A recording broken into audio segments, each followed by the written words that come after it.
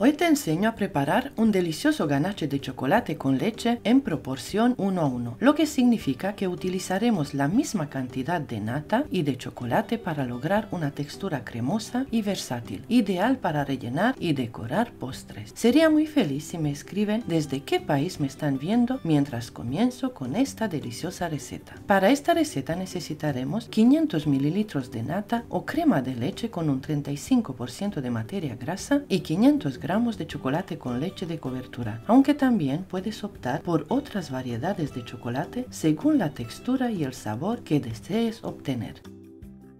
Para comenzar, vertemos la nata en una cacerola y la llevamos a fuego medio hasta que empiece a hervir. Es importante no dejarla hervir demasiado, solo hasta que aparezcan las primeras burbujas en los bordes y en el medio. Mientras tanto, colocamos el chocolate troceado en un bol resistente al calor y cuando la nata esté caliente, la vertemos directamente sobre el chocolate.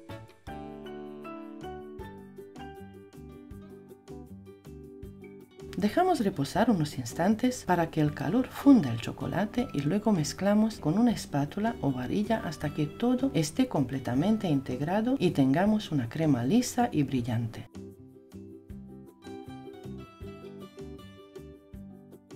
Una vez listo, cubrimos la superficie con film transparente asegurándonos de que haga contacto con el ganache para evitar que se forme una costra.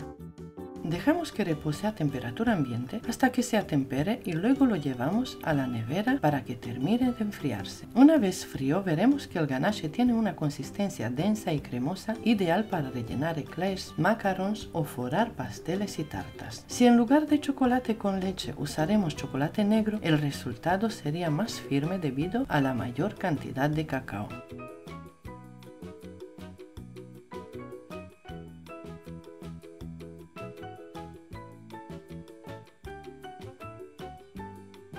Si queremos un ganache más aireado, perfecto para decorar con manga pastelera, vamos a añadir 250 ml más de nata fría directamente sobre el ganache ya frío y batiremos con una batidora de varillas a velocidad media-alta hasta que la mezcla cambie de color y se vuelva más clara y adquiera una textura más firme y esponjosa, ideal para hacer decoraciones en cupcakes, tartas y postres.